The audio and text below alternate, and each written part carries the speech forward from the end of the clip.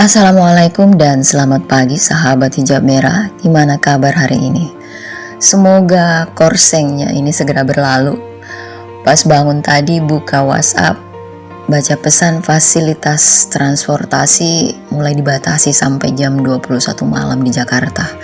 Kalau nggak patuh dirazia. Mulai dari Mega Kuningan sampai Kemang. Wow, luar biasa ya si Korseng. Terus kemarin gempa di Jogja dan beberapa wilayah di Indonesia. Kayaknya si alam udah bosan lihat laku manusia, udah ngambek. Jadi proses seleksi alam mulai berjalan seperti dalam teori Darwin. Katanya yang standing yang sanggup survive. Well, kali ini topiknya tentang warisan harta karun Bung Karno. Bukan rahasia lagi kalau warisan Sang Fajar itu jadi sesuatu yang wow gitu, konon akan menjadi instrumen penyelamat bangsa. Dan ini terkait dengan SP. Dahulu terdapat sebuah perjanjian penting yang dibuat oleh Presiden pertama RI, yaitu Insinyur Soekarno dan Presiden Amerika Serikat John F. Kennedy. Perjanjian tersebut dikenal dengan The Green-Hilton Agreement yang resmi ditandatangani pada 21 November tahun 63 di Hotel Hilton Jenewa oleh Presiden AS John F. Kennedy. Beberapa hari sebelum Presiden Amerika Serikat John F. Kennedy terbunuh dan Presiden Soekarno dengan saksi tokoh negara Swiss William Fokker. Perjanjian itu menyusun MOU antara RI dan Amerika Serikat 3 tahun sebelumnya.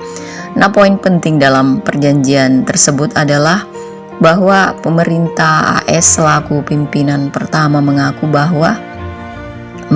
bahwa 50% keberadaan emas murni batangan milik Indonesia, yaitu sebanyak 57.150 ton dalam kemasan 17 paket emas. Wow. Sementara itu, Presiden Indonesia selaku pihak kedua menerima batangan emas tersebut dalam bentuk biaya sewa penggunaan yang disebut dengan kolateral dolar yang bersifat sewa sebesar 2,5% setiap tahun bagi siapa atau bagi negara mana saja yang menggunakannya. Ini berikut sepenggal kalimat penting dalam perjanjian The Green-Hilton Agreement. Mempertimbangkan pernyataan ini yang ditulis dan ditandatangani di November 21, 1963, sementara sertifikat baru itu berlaku pada tahun 1965, semua kepemilikan, maka total volume berikut baru saja diperoleh. Perjanjian hitam di atas putih tersebut berkepala surat lambang Garuda bertinta emas di bagian atasnya. Namun sayangnya Presiden Amerika John F. Kennedy harus mengalami peristiwa tak mengenakan. Ia tewas tertembak pada November tahun 1963 usai menandatangani perjanjian tersebut. Bukan hanya itu saja, Presiden Soekarno pada akhirnya juga harus menerima nasib tergulingnya ia dari kursi kepresidenan dilakukan oleh jaringan intelijen AS dan disponsori komplotan Z Internasional. Konon, peristiwa penembakan John F. Kennedy dan penggulingan Presiden Soekarno dari kursi kepresidenan ini dilatar belakangi karena ketidakinginan jika AS bangkrut dan hancur karena harus mematuhi perjanjian tersebut dan tidak rela melihat Indonesia justru menjadi kuat secara ekonomi. Nah, di samping modal sumber daya alam yang semakin menunjang kekuatan ekonomi Indonesia.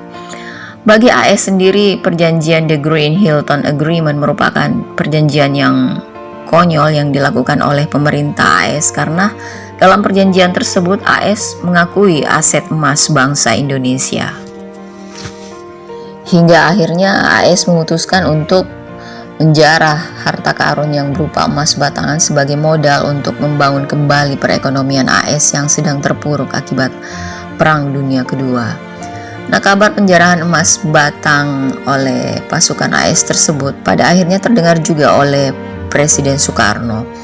Nah, tak ingin diam, Presiden Soekarno pun berupaya melakukan diplomatik untuk memperoleh harta karun tersebut dengan mengutus beberapa tokoh negara, meskipun peluang untuk mendapatkan harta tersebut sangatlah kecil. Dan pihak AS dan beberapa negara sekutu saat itu selalu berdalih jika Perang Dunia masuk dalam kategori force majeure, yang artinya tidak ada kewajiban pengembalian harta tersebut oleh pihak pemenang perang. Namun dengan kekuatan diplomasi BK serta berbagai fakta yang menunjukkan bahwa ahli waris harta tersebut masih hidup, akhirnya BK berhasil meyakinkan para petinggi AS dan Eropa jika aset harta karun yang diakuisisi oleh AS berasal dari Indonesia dan milik rakyat Indonesia. Salah satu klausul dalam perjanjian di Green Hilton Agreement adalah membaginya separuh-separuh, 50-50 antara Presiden, pemerintah Indonesia dan AS beserta sekutu. Nah, sesuai perjanjian di Green Hilton Agreement, pembayaran sewa kolateral yang 2,5% ini dibayarkan pada sebuah akun khusus atas nama The Heritage Foundation yang pencairannya hanya boleh dilakukan oleh BK sendiri. Jika dihitung sejak 21 November tahun 65, maka jatuh tempo biaya sewa yang harus dibayarkan kepada RI jatuh pada tanggal 21 November tahun 2006, kurang lebih sebesar 102,5% dari kolateral dan 57.150 ton emas murni ditambah 1.400.028,75 ton emas. 1.428,75 ton emas murni atau sama dengan 58.578,75 ton emas murni. Ini senilai dengan 24.700 triliun rupiah yang harus dibayarkan para pengguna dana kolateral adalah milik bangsa Indonesia. Mengenai keberadaan akun The Heritage Foundation, tidak ada lembaga otoritas keuangan dunia manapun yang dapat mengakses rekening khusus tersebut, termasuk lembaga pajak, karena keberadaannya yang sangat rahasia.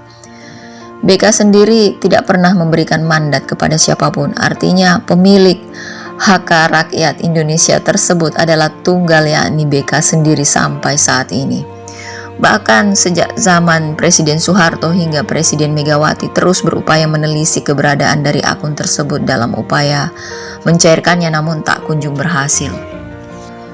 Banyak orang yang berkeyakinan bahwa SP atau Satrio Pinandito Sinisihan Wahyu yang mampu mendapatkan kembali hak dari rakyat Nusantara tersebut bagaimanapun prosesnya.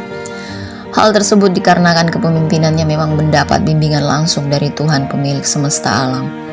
Semua harta tersebut akan diserahkan kepada negara yang dipimpinnya untuk dikelola demi kesejahteraan dan kemakmuran segenap pemilik sejatinya, yakni bangsa Indonesia.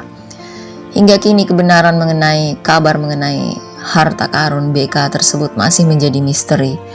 Terlepas dari ada atau tidaknya harta tersebut, tentu tidak membuat kita berhenti mengagumi sosok BK yang tetap menjadi sosok pahlawan bagi bangsa Indonesia.